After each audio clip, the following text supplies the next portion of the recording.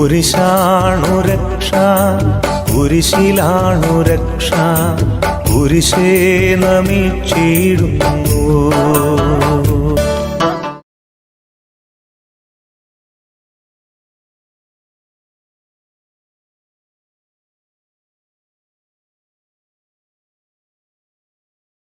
ഈശോ മിശിഹായ്ക്ക് സ്തുതിയായിരിക്കട്ടെ. Messengers of mother Mary, confraternity of the most holy rosary, രണ്ട് സംഘടനകളും ചേർന്ന് ഒരുക്കുന്ന നോമ്പുകാല ധ്യാന ചിന്തകളിലേക്ക്, അതിൻ്റെ 16-ാമത്തെ എപ്പിസോഡിലേക്ക് നിങ്ങളെല്ലാവരെയും സ്വാഗതം ചെയ്യുന്നു. നമുക്ക് ഈശോയുടെ കുരിശിൻ്റെ വഴിയെ ധ്യാനിച്ച്, ഈശോയുടെ കുരിശിനെ സ്നേഹിച്ച്, ഈശോയുടെ തിരുവുത്ഥാനത്തിലേക്ക് യാത്ര ചെയ്യാം. നമുക്ക് ഇന്ന് ധ്യാനത്തിനു വേണ്ടി എടുത്തിരിക്കുന്ന വചനഭാഗം മർക്കോസിൻ്റെ സുവിശേഷം 13-ാം അധ്യായം 24 മുതൽ 31 വരെയുള്ള വചനങ്ങളാണ്. ശ്രദ്ധയോടെ നമുക്ക് വായിക്കുന്നത് കേൾക്കാം.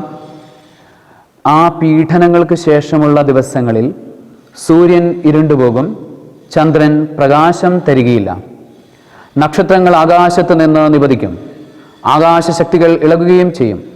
അപ്പോൾ മനുഷ്യപുത്രൻ വലിയ ശക്തിയോടും മഹത്വത്തോടും കൂടെ മേഘങ്ങളിൽ വരുന്നത് അവർ കാണും. അപ്പോൾ അവൻ ദൂതന്മാരെ അയക്കും. അവർ ഭൂമിയുടെ അതിർത്തികൾ മുതൽ ആകാശത്തിൻ്റെ അതിർത്തികൾ വരെ 4 ദിക്കുകളിലും നിന്ന് അവൻ്റെ തെരഞ്ഞെടുക്കപ്പെട്ടവരെ ഒരുമിച്ച് കൂട്ടും. അത്തിമരത്തിൽ നിന്ന് പഠിക്കുവിൻ, അതിൻ്റെ കൊമ്പുകൾ ഇളയതായി തളിർക്കുമ്പോൾ വേനൽക്കാലം അടുത്തിരിക്കുന്നു എന്ന് നിങ്ങൾക്കറിയാം. അതുപോലെ തന്നെ ഇക്കാര്യങ്ങൾ സംഭവിക്കുന്നത് കാണുമ്പോൾ അവൻ സമീപത്ത് വാതിൽക്കലെത്തിയിരിക്കുന്നു എന്ന് ഗ്രഹിച്ചു കൊള്ളുക. ഞാൻ സത്യമായി നിങ്ങളോട് പറയുന്നു, ഇവയെല്ലാം സംഭവിക്കുന്നതുവരെ ഈ തലമുറ കടന്നു പോവുകയില്ല. ആകാശവും ഭൂമിയും കടന്നു പോകും, എന്നാൽ എൻ്റെ വചനങ്ങൾ കടന്നു പോവുകയില്ല. കർത്താവിൻ്റെ സുവിശേഷം. ക്രിസ്തുവേ അങ്ങേക്ക് സ്തുതി. സുവിശേഷ വചനങ്ങൾ നമ്മുടെ പാപങ്ങളെ നീക്കം ചെയ്യുമാറാകട്ടെ. ആമേൻ. ഈശോ മിശിഹായ്ക്ക് സ്തുതിയായിരിക്കട്ടെ. ഈശോയിൽ പ്രിയരെ, ധ്യാനചിന്തകളിലൂടെ 16-ാം ദിവസത്തിലേക്ക് നമ്മൾ പ്രവേശിക്കുമ്പോൾ നമ്മൾ വായിച്ചു കേട്ട ഈ വചനഭാഗം ക്രിസ്തുവിൻ്റെ 2ാം വരവിനെക്കുറിച്ച് നമ്മളെ പഠിപ്പിക്കുന്നു. യേശു മനുഷ്യനായി അവതരിച്ചത് എന്തിനു വേണ്ടിയിട്ടാണ്? തൻ്റെ പാടുപീഡകളിലൂടെയുള്ള കുരിശുമരണത്തിൻ്റെ ബലിയിലൂടെ നമ്മളെ ഓരോരുത്തരെയും എല്ലാവരെയും രക്ഷിക്കുന്നതിനു വേണ്ടിയാണ് അവിടുന്ന് ഈ ഭൂമിയിലേക്ക് വന്നത്. അവിടുത്തെ അതിനു മുൻപുള്ള 3 വർഷക്കാലത്തെ പ്രസംഗത്തിൻ്റെ അതിൻ്റെ ഉള്ളടക്കം എന്തായിരുന്നു? ഉള്ളടക്കം 2 കാര്യങ്ങൾ. ഒന്ന്, താൻ കുരിശിലൂടെ നേടിയെടുക്കാനിരിക്കുന്ന രക്ഷ, അതിലെല്ലാവരും പങ്കുകാരാകണം എന്നുള്ളൊരാഹ്വാനം ഈശോ നൽകുന്നു. അതോടൊപ്പം തന്നെ ഈശോ ചേർത്ത് വയ്ക്കുന്ന 2ാമത്തെ കാര്യം, തനിക്ക് ഒരു 2ാം വരവുണ്ട്, ഇനിയും താൻ വരും, താനിപ്പോൾ കടന്നുപോയതിന് ശേഷം താൻ ഇനിയും വരും എന്നുള്ള ഒരു മഹത്തായ ഓർമ്മപ്പെടുത്തലും പ്രവചനം കൂടെ, ഒരറിയിപ്പ് കൂടെ അവിടെ നിന്ന് നൽകുകയാണ്. അങ്ങനെ ഈ 2 കാര്യങ്ങളാണ് പ്രധാനമായും സുവിശേഷത്തിലൂടെ നമുക്ക് ലഭിക്കുന്നത്. നമ്മളുടെ ഈ കാലഘട്ടത്തിലെ ജീവിതം നമ്മൾ പരുവപ്പെടുത്തുകയും ക്രമപ്പെടുത്തുകയും ചെയ്യുമ്പോൾ ഈ 2 കാര്യങ്ങളും നമ്മൾ ശ്രദ്ധിക്കേണ്ടിയിരിക്കുന്നു. കാരണം നമുക്ക് മുന്നേ കടന്നുപോയ യേശു ക്രിസ്തുവിൻ്റെ കുരിശിലെ ബലി, നമുക്ക് മുന്നേ നടന്ന യേശു ക്രിസ്തുവിൻ്റെ കുരിശിലെ ബലി, ആ ബലി നമ്മൾ ഓർക്കാൻ അവിടെ നിന്ന് നമ്മളോട് പറഞ്ഞിട്ടുണ്ട്. ഇത് നിങ്ങൾ എൻ്റെ ഓർമ്മയ്ക്കായി ചെയ്യുവിൻ. അവിടുത്തെ ആ ബലിയിലൂടെ സംജാതമായ കൂദാശകളുടെ പവിത്രമായ ജീവിതം, കൂദാശകളിലൂടെയുള്ള പവിത്രമായ ജീവിതം ജീവിക്കാൻ നമ്മൾ ബാധ്യസ്ഥരാണ്. അങ്ങനെ പവിത്രമായ ആ കൂദാശകളുടെ ജീവിതത്തിലൂടെ നമ്മൾ കടന്നുപോയി എത്തിച്ചേരുന്നത് എവിടെയാണ്?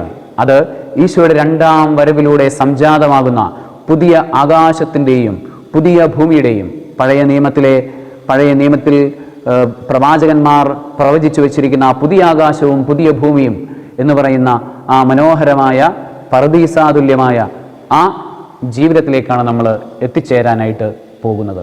അത് ശരിക്കും നമ്മളുടെ എല്ലാവരുടെയും ജീവിതത്തിൽ സംഭവിക്കുന്ന കാര്യമാണ്, സംഭവിക്കാനിരിക്കുന്ന കാര്യമാണ് എന്ന് സഭ വളരെ വ്യക്തമായി നമ്മളെ പഠിപ്പിച്ചിട്ടുണ്ട്. സഭയുടെ പാഠങ്ങളിലൂടെയും സഭയുടെ വിശുദ്ധന്മാരിലൂടെയും അതുപോലെ തന്നെ സഭയിലെ നേതൃത്വത്തിലൂടെയും ഇത് തന്നെയാണ് ഇന്നത്തെ കാലഘട്ടത്തിലും സഭ പഠിപ്പിച്ചുകൊണ്ടിരിക്കുന്നത്. ആകയാൽ നമ്മളുടെ ജീവിതത്തെ, ഇന്നത്തെ ജീവിതത്തെ നമ്മൾ ക്രമീകരിക്കേണ്ടത് കടന്നുപോയ കുരിശ് മരണത്തിൻ്റെ കൃപയിലും വരാനിരിക്കുന്ന ഈശോയുടെ രണ്ടാം വരവിനെക്കുറിച്ചുള്ള പ്രതീക്ഷയിലുമാണ്.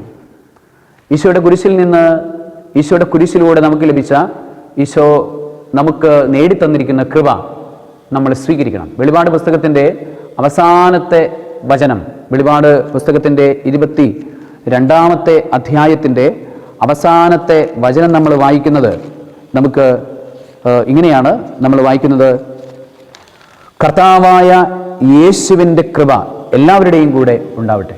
22-ാം അധ്യായത്തിൻ്റെ 21-ാം വാക്യമാണത്. കർത്താവായ യേശുവിൻ്റെ കൃപ എല്ലാവരോടും കൂടെ ഉണ്ടായിരിക്കട്ടെ. അപ്പോൾ കടന്നുപോയ യേശുവിൻ്റെ കുരിശിലൂടെ എടുക്കപ്പെട്ട കൃപ നമ്മുടെ കൂടെ ഉണ്ടാകണം. അത് ആ ഒരു കൃപ നമ്മൾ ജീവിക്കണം. കൂദാശകളിലൂടെ നമ്മൾ ജീവിക്കുന്നത്, പരിശുദ്ധ കുർബാനയിലൂടെ, മറ്റ് 7 കൂദാശകളിലൂടെ നമ്മൾ ജീവിക്കുന്നത് ഈ കൃപയാണ്. ഈ 7 കൂദാശകളിലൂടെ നമ്മൾ സ്വീകരിക്കുന്നത് ഈ കൃപയാണ്. ഇനി ഈ കൃപയിലൂടെ യാത്ര ചെയ്ത് നമ്മൾ എത്തിച്ചേരാനിരിക്കുന്നത് സ്വർഗീയമായ അനുഭവത്തിലേക്കാണ്. നമ്മളുടെ ഈ കാലഘട്ടത്തിൽ നമ്മൾ കടന്നു വരുമ്പോൾ നമ്മളുടെ ജീവിതം ഈ 2 കാര്യങ്ങളിലും അനുസരിച്ച് ക്രമീകരിക്കപ്പെട്ടിട്ടുണ്ടോ എന്ന് നമ്മൾ ചിന്തിക്കേണ്ടിയിരിക്കുന്നു. കൂദാശകൾക്കനുസരിച്ച് ജീവിക്കുന്നില്ല എങ്കിൽ നമ്മൾ നശിച്ചു പോകും. കൂദാശകളുടെ അനുസരണം നമ്മളുടെ ജീവിതത്തെ നമ്മൾ അത് കൂദാശകൾ എന്ന് പറയുന്ന ഒരു ആരാധനാ ജീവിതമാണ്. ആരാധനാ ജീവിതത്തെക്കുറിച്ച് ജ്ഞാനത്തിൻ്റെ പുസ്തകത്തിൻ്റെ 14-ാം അധ്യായത്തിൽ പറയുന്നുണ്ട്. അതൊരു കപ്പൽ പോലെയാണ്. അവിടുത്തെ ജ്ഞാനമാണ് ആ യാനപാത്രത്തിന് രൂപം നൽകിയത് എന്നൊക്കെ പറഞ്ഞുകൊണ്ട് ജ്ഞാനത്തിൻ്റെ പുസ്തകത്തിൻ്റെ 14-ാം അധ്യായത്തിൻ്റെ ആദ്യ വാക്യങ്ങളിൽ നമ്മൾ വായിക്കുന്നുണ്ട്. അതൊരു കപ്പൽ പോലെയാണ്.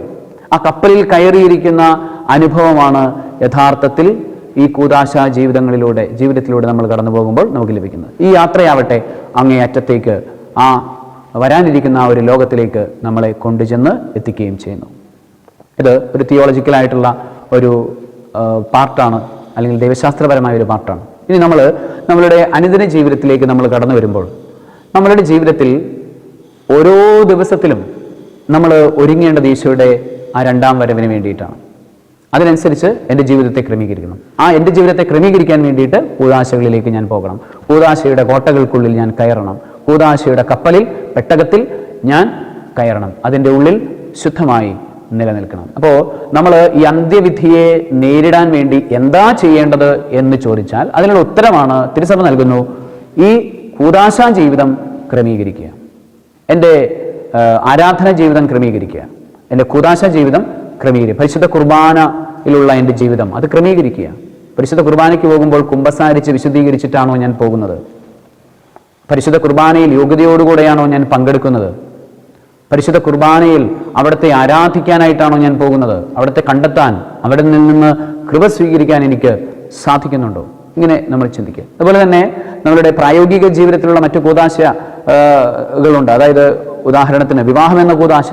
ആ വിവാഹമെന്ന കൂദാശയുടെ കൃപ, ആ കൃപയിലാണോ ഞാൻ ജീവിക്കുന്നത്? വിവാഹത്തിൻ്റെ സംശുദ്ധത പാലിക്കാൻ എനിക്ക് സാധിക്കുന്നുണ്ടോ? വിവാഹത്തിൻ്റെ ആ ജീവിതാന്തസ്സിനോട് ചേർന്നുള്ള ജീവിത ശൈലിയാണോ എനിക്കുള്ളത്? അതിനെ ഞാൻ സ്നേഹിക്കുന്നുണ്ടോ? എൻ്റെ ഭർത്താവിനെ ഞാൻ സ്നേഹിക്കുന്നുണ്ടോ? ഭാര്യയെ സ്നേഹിക്കുന്നുണ്ടോ? മക്കളെ സ്നേഹിക്കുന്നുണ്ടോ? അവരെ ഉൾക്കൊള്ളാനായിട്ട് എനിക്ക് സാധിക്കുന്നുണ്ടോ? അവരുമായിട്ടൊത്തുള്ള എൻ്റെ ജീവിതത്തിൽ കൂടുതൽ വിശുദ്ധിയിൽ നിന്ന് വിശുദ്ധിയിലേക്ക് കടന്നു പോകാൻ എനിക്ക് സാധിക്കുന്നുണ്ടോ എന്നൊരു ചോദ്യം നമ്മൾ ചോദിക്കേണ്ടിയിരിക്കുന്നു.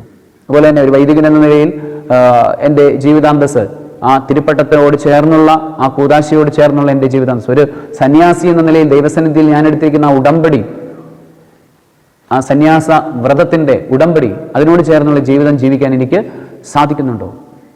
അല്ലെങ്കിൽ അതിന് ഞാൻ ചെയ്യാൻ മനസ്സ് കാണിക്കുന്നുണ്ടോ? ഇതാണ് ഞാൻ ചിന്തിക്കുന്നത്. ഈ ഒരു ക്രമീകരണമായ ജീവിതത്തിൽ ഞാൻ മുന്നോട്ട് പോവുകയാണെങ്കിൽ അന്ത്യവിധിയെ എനിക്ക് ഫേസ് ചെയ്യാൻ വളരെ എളുപ്പമാണ്.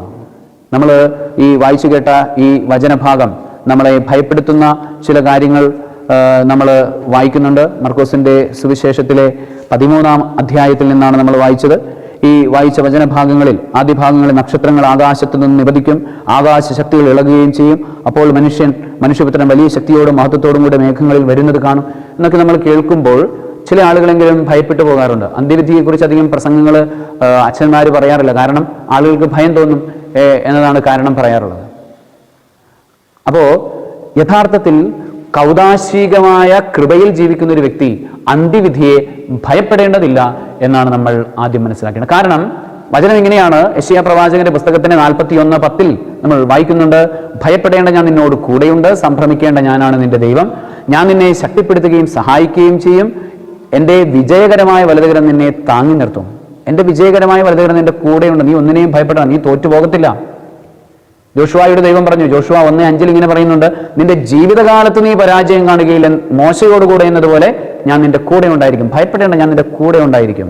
നിനക്ക് പരാജയം ഉണ്ടാവില്ല, നിനക്കൊരു കുഴപ്പമുണ്ടാവില്ല.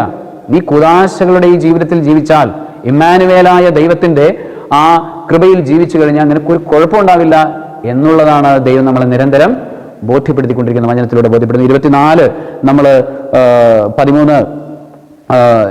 24 മുതലുള്ള വചനങ്ങളിൽ നമ്മൾ വായിച്ചു കഴിയുമ്പോൾ 27 നമ്മൾ വായിക്കുന്നത് ഇങ്ങനെയാണ്, അപ്പോൾ അവൻ ദൂതന്മാരെ അയക്കും, അവർ ഭൂമിയുടെ അതിർത്തികൾ മുതൽ ആകാശത്തിന്റെ അതിർത്തികൾ വരെ 4 ദിക്കുകളിൽ നിന്ന് അവന്റെ തിരഞ്ഞെടുക്കപ്പെട്ടവരെ ഒരുമിച്ച് കൂട്ടും. തിരഞ്ഞെടുക്കപ്പെട്ടവരാണ് നമ്മൾ. അതുകൊണ്ടാണ് കൗദാശികമായ ജീവിതത്തിലേക്ക് നമ്മൾ വിളിക്കപ്പെട്ടത്. മാമോദീസ എന്ന ആ കൂദാശയിലൂടെ പ്രത്യേകമായി തിരഞ്ഞെടുക്കപ്പെട്ടവരാണ്. We are called. തിരഞ്ഞെടുക്കപ്പെട്ടവരാണ് നമ്മൾ, വിളിക്കപ്പെട്ടവരാണ് നമ്മൾ. അതുകൊണ്ട് നമ്മൾ ഭയപ്പെടേണ്ട കാര്യം ഇല്ല. അപ്പം അത് മനസ്സിലാക്കിക്കൊണ്ട് നമ്മളുടെ കർത്തവ്യങ്ങൾ നിറവേറ്റിക്കൊണ്ട് നമുക്ക് ജീവിതത്തിൽ മുന്നോട്ട് പോയി കഴിഞ്ഞാൽ നമ്മൾ അന്ത്യവിധിയെ ഭയപ്പെടേണ്ടതില്ല. എപ്പോഴും ഭയം, അന്ത്യവിധി എന്ന് പറയുമ്പോൾ ഉടൻ തന്നെ ഭയമാണ് നമ്മളുടെ മനസ്സിലേക്ക് വരുന്നതെങ്കിൽ ആ ഭയം നമുക്കെടുത്ത് മാറ്റാം. തയ്യാറെടുത്തവനാണെങ്കിൽ ഭയമുണ്ടാവില്ല. പരീക്ഷയ്ക്ക് നന്നായി പഠിച്ച് തയ്യാറെടുത്ത കുട്ടിക്ക് പരീക്ഷയെ ഭയമുണ്ടാവില്ല. പരീക്ഷ എഴുതാനുള്ള ഒരു ഹരമായിരിക്കും അവനുണ്ടാവുക. IELTS നന്നായിട്ട് പഠിച്ചൊരുങ്ങിയ ഒരു വിദ്യാർത്ഥി അല്ലെങ്കിൽ വിദ്യാർത്ഥിനി, അത് പരീക്ഷ വരാനും പരീക്ഷ എഴുതാനും അങ്ങനെ വിദേശത്തേക്കുള്ള അവളുടെ ആ വലിയ സ്വപ്നം അല്ലെങ്കിൽ അവൻ്റെ ആ വലിയ സ്വപ്നം, വിദേശത്ത് പോകാനുള്ള ആ വലിയ സ്വപ്നം യാഥാർത്ഥ്യമാക്കുന്നതിനുള്ളൊരു പടിയായി അതിനെ സ്വീകരിക്കാനുമാണ് അവർ മനസ്സ് കാണിക്കുന്നത്. അവർക്ക് ഭയം ഉണ്ടാവില്ല, അതിനൊരു ആവേശത്തോടു കൂടെ ആയിരിക്കും അതിനെ കാണുക. ഇതുപോലെയാണ് ക്രിസ്ത്യാനിയുടെ ആവേശമായിരിക്കണം ഈശോയുടെ 2ാം വരവിനെ കുറിച്ചുള്ള ചിന്ത. അതിനെ ഭയപ്പെടുകയല്ല ചെയ്യേണ്ടത്. ഈ കാലഘട്ടത്തിലെ മനുഷ്യർക്ക്, പ്രത്യേകിച്ച് നമ്മളുടെ ഇടയിലൊക്കെ ഇത്തരത്തിലുള്ള ഭയമുണ്ട്. ഈ ഭയം നമ്മൾ മാറ്റണം. എൻ്റെ കർത്താവ് വരുന്നത് എന്നെ ശിക്ഷിക്കാൻ വേണ്ടിയിട്ടില്ല, അവിടുത്തെ കൃപയനുസരിച്ച് കൃപ സ്വീകരിച്ച് ഞാൻ ജീവിച്ചതിന് പ്രതിഫലം നൽകാൻ വേണ്ടിയിട്ടാണ്. അവിടുത്തെ കൂദാശകൾ അറിഞ്ഞ് ജീവിച്ചതിന് പ്രതിഫലം നൽകാനായിട്ടാണ്. അവിടുത്തെ വചനമനുസരിച്ച് ജീവിച്ചതിന് പ്രതിഫലം നൽകാനായിട്ടാണ് അവിടെ നിന്ന് വരുന്നത് എന്നുള്ള ബോധമാണ് നമുക്കെല്ലാവർക്കും ഉണ്ടാകേണ്ടത്. പിന്നെ അത് കഴിയുമ്പോൾ വേറൊരു ചോദ്യമുണ്ട്, നമ്മൾ കൂദാശകൾ ക്രമമായിട്ടാണോ കൃത്യമായിട്ടാണോ സ്വീകരിച്ചത് എന്നൊരു ചോദ്യമുണ്ട്. അതുപോലെ തന്നെ ഈ വചനങ്ങളെല്ലാം പാലിച്ചിട്ടാണോ ജീവിച്ചത്? എൻ്റെ സൗകര്യത്തിന്, എൻ്റെ സ്വാർത്ഥതയ്ക്കനുസരിച്ച് ഇതെല്ലാം മാറ്റി നിർത്തിയിട്ടുള്ളൊരു ജീവിതം ഞാൻ ജീവിച്ചിട്ടുണ്ടോ എന്നൊരു ചോദ്യം നമ്മൾ ചോദിക്കേണ്ടതായിട്ടുണ്ട്. അപ്പോൾ ഈ കാലഘട്ടത്തെ നമുക്ക് സ്നേഹത്തോടുകൂടെ സന്തോഷത്തോടുകൂടെ സ്വീകരിക്കാം. ഭയത്തെ മാറ്റി നിർത്താം. കർത്താവ് നമ്മളെ രക്ഷിക്കാനായിട്ട് വരികയാണ്. അവിടുത്തെ രക്ഷ നമുക്ക് സ്വീകരിക്കാം. ഒപ്പം തന്നെ നമ്മൾ ഓർക്കേണ്ട ഒരു കാര്യമുണ്ട്, നമ്മൾ കപ്പലിലായിരിക്കുമ്പോഴും ഇപ്പോഴും വെള്ളത്തിൽ കിടക്കുന്ന ഒരുപാട് പേര് ഉണ്ട്. രക്ഷയിലേക്ക് കടന്നു വരാത്ത ഒരുപാട് മനുഷ്യർ, കൂദാശകളിലേക്ക് വരാത്ത, വചനത്തിലേക്ക് വരാത്ത ഒരുപാട് മനുഷ്യർ നമുക്ക് ചുറ്റുമുണ്ട് എന്നുള്ള ഓർമ്മ, അവരെക്കുറിച്ചുള്ള, അവർക്ക് വരാനിരിക്കുന്ന ഭീതിതമായ അവസ്ഥകൾ, അതിനെക്കുറിച്ചുള്ളൊരു ഓർമ്മ നമുക്കുണ്ടായിരിക്കണം. അതിനെ ഓർത്തായിരിക്കണം നമ്മൾ കരയേണ്ടത്. അവർക്ക് വേണ്ടിയിട്ടായിരിക്കണം നമ്മൾ കരയേണ്ടത്. ഈശോ കുരിശിൽ നിന്ന് പ്രാർത്ഥിച്ചതുപോലെ, പിതാവേ, ഇവർ ചെയ്യുന്നതെന്തെന്ന് ഇവർ അറിയുന്നില്ല, ഇവരോട് ക്ഷമിക്കണമേ, ഇവർക്കും അങ്ങയുടെ കൃപാവര ദാനങ്ങൾ എത്തിക്കണമേ എന്നാണ് നമ്മൾ പ്രാർത്ഥിക്കണം. ആ ഒരു പ്രാർത്ഥനാ ശൈലിയിലേക്കും നമ്മൾ വരണം. അപ്പോഴേ നമ്മളുടെ കൃപയിലുള്ള ജീവിതം പൂർണ്ണമാവത്തുള്ളൂ. ആ കൃപയ്ക്ക് പുറത്തുള്ളവന് വേണ്ടി കൂടെയുള്ള പ്രാർത്ഥനയും അവന് വേണ്ടി കൂടെയുള്ള അധ്വാനവും പ്രവൃത്തിയും ചേർത്ത് വയ്ക്കുമ്പോഴേ വചനം അവനിലേക്ക് കൂടെ എത്തിക്കാൻ, കൂദാശകൾ അവനിലേക്ക് കൂടെ എത്തിക്കുവാൻ വേണ്ടിയുള്ള പ്രാർത്ഥനയും പ്രവർത്തനങ്ങളും നമ്മൾ പൂർത്തിയാക്കുമ്പോഴേ നമ്മളുടെ കടമകൾ പൂർത്തിയാകുന്നുള്ളൂ, നമ്മളുടെ ആരാധനാ ജീവിതം പൂർണ്ണമാകുന്നുള്ളൂ. ആകയാൽ നമുക്ക് അന്ത്യവിധിയെക്കുറിച്ച് ഓർക്കാം. ഇനി സഭ പഠിപ്പിക്കുന്ന ഒരു കാര്യം കൂടെ അച്ഛൻ ഓർമ്മപ്പെടുത്തുകയാണ്. സഭ ഓരോ വ്യക്തിക്കും 2 വിധികളുണ്ട് എന്ന് പറയുന്നു. ഒന്നാമത് തനത് വിധി, രണ്ടാമത്തത് പൊതുവിധി. തനത് വിധി എന്ന് പറയുന്നത് ഓരോരുത്തരുടെയും മരണനേരത്ത് അവൻ ദൈവസന്നിധിയിൽ ഒറ്റയ്ക്ക് പോയി നിൽക്കേണ്ടി വരും. അതാണ് അവൻ്റെ തനത് വിധി എന്ന് പറയുന്നത്. എൻ്റെ അപ്പൻ്റെ മുൻപിൽ ഞാൻ പോയി നിൽക്കുന്ന അവസ്ഥ, ഞാൻ വിജയശ്രീ ലാളിതനായി ചെന്ന് നിൽക്കുന്ന അവസ്ഥയാണ് എങ്കിൽ എനിക്ക് എന്തുമാത്രം സന്തോഷമായിരിക്കും. മറിച്ച് ഞാൻ തോറ്റവനെ പോലെയാണോ നിൽക്കുന്നതെങ്കിൽ, തോറ്റിട്ടാണ് ഞാൻ ദൈവസന്നിധിയിൽ ചെല്ലുന്നതെങ്കിലോ എൻ്റെ അവസ്ഥ എന്ത് സങ്കടകരമായിരിക്കും. ഇതാണ് നമ്മൾ ഓർക്കേണ്ടത് തനത് വിധിയെക്കുറിച്ച് ഓർക്കുമ്പോൾ. ഇനി പൊതുവിധി എന്ന് പറയുമ്പോൾ അതിനും അപ്പുറത്തേക്ക് നമുക്ക് വീണ്ടും നമ്മൾ പാവങ്ങൾ വഴിയായി ഒക്കെ ശുദ്ധീകരണ സ്ഥലത്തേക്കൊക്കെ പോവുകയും അല്ലെങ്കിൽ നമുക്ക് കൃപ നഷ്ടപ്പെടുന്ന രീതിയൊക്കെ ഉണ്ടാവുകയും വിശുദ്ധരായി നമ്മൾ സ്വർഗത്തിലേക്ക് എത്തപ്പെടാത്ത അവസ്ഥ ഉണ്ടാവുകയൊക്കെ ചെയ്യുകയാണെങ്കിൽ ഒരു വിധി കൂടെ അവിടെ നിന്ന് നമുക്ക് അവിടുത്തെ കാരുണ്യത്തിൻ്റെ ഭാഗമാണ്, ഒരു വിധി കൂടെ നമുക്ക് ബാക്കിയാകും. അവിടെയും നമ്മൾ പുറന്തള്ളപ്പെടുന്ന അവസ്ഥ വരികയാണെങ്കിൽ മാത്രമേ നമ്മൾ നിത്യനാശത്തിലേക്ക് പോകത്തുള്ളൂ. അപ്പോൾ അവിടെയും നമുക്ക് ഒരു കാരുണ്യം ലഭിക്കുമാറ് നമ്മളുടെ ജീവിതത്തെ ക്രമീകരിക്കാനായിട്ട് നമുക്ക് ശ്രമിക്കാം. ഈ രണ്ട് വിധികളെയും ഫേസ് ചെയ്യാനായിട്ട് നമുക്ക് ഒരുങ്ങാം. അതുപോലെ തന്നെ പരിശുദ്ധ അമ്മ അവളുടെ നിരന്തരമായ പ്രത്യക്ഷപ്പെടലുകളിലൂടെ ഇത് യുഗാന്ത്യത്തിൻ്റെ സമയമാണ് എന്ന് നമ്മളെ ഓർമ്മപ്പെടുത്തുന്നുണ്ട്. അപ്പോൾ ഇത് യുഗാന്ത്യത്തിൻ്റെ സമയമാണ് എന്ന് കേൾക്കുമ്പോൾ നമ്മളുടെ ജീവിതത്തെ കൂദാശകളിൽ ക്രമീകരിക്കാൻ നമുക്ക് ശ്രമിക്കാം. രണ്ട്, ഈ കൂദാശകൾക്ക് പുറത്തുള്ള മനുഷ്യർക്ക് വേണ്ടി ത്യാഗപ്രവർത്തികൾ ചെയ്ത്, അതുപോലെ തന്നെ അവർക്ക് വചനം എത്തിക്കാൻ വേണ്ടത് ചെയ്ത്, അവർക്ക് കൂദാശകൾ എത്തിക്കാൻ വേണ്ടത് ചെയ്തുകൊണ്ട് നമുക്ക് മുന്നോട്ട് പോകാൻ ശ്രമിക്കാം. സർവശക്തനായ ദൈവം നമ്മളെല്ലാവരെയും അനുഗ്രഹിക്കട്ടെ. നമുക്കൊരുമിച്ച് ചേർന്നൊന്ന് പ്രാർത്ഥിക്കാം. കണ്ണുകളടച്ച് കരങ്ങൾ നെഞ്ചോട് ചേർത്ത് വെച്ചുകൊണ്ട്, സർവശക്തനും കാരുണ്യവാനുമായ നല്ല ദൈവമേ, അങ്ങ് ഞങ്ങളുടെ അവസാന വിധിനാളിൽ വിധിയാളനായി ഞങ്ങളുടെ ജീവിതങ്ങൾക്ക് മുൻപിൽ പ്രത്യക്ഷപ്പെടുമെന്ന് ഞങ്ങൾ അറിയുന്നു. ഓ നല്ല ദൈവമേ, ഞങ്ങൾ അങ്ങയുടെ മുൻപിൽ ഹാജരാക്കപ്പെടുന്ന ആ നിമിഷങ്ങളിൽ അങ്ങയെ സ്നേഹിക്കുന്നു, അങ്ങയുടെ അനുഗ്രഹം സ്വീകരിക്കുന്ന ഈ നിമിഷങ്ങളിൽ എന്നതുപോലെ കൃപയിലായിരിക്കുവാൻ, അങ്ങയുടെ പുത്രീ സ്ഥാനങ്ങളിലായിരിക്കുവാൻ ഞങ്ങളെ അനുഗ്രഹിക്കണമേ. പിശാചുമായുള്ള, ലോകവുമായുള്ള, ജഡവുമായുള്ള സകല ബന്ധനങ്ങളും പൊട്ടിച്ചെറിയുവാനും ഉപേക്ഷിക്കുവാനും ഞങ്ങളെ അങ്ങ് അനുഗ്രഹിക്കണമേ. ദൈവ വചനമനുസരിച്ച് ജീവിക്കുവാൻ ഞങ്ങളെ അങ്ങ് പരിശീലിപ്പിക്കണമേ.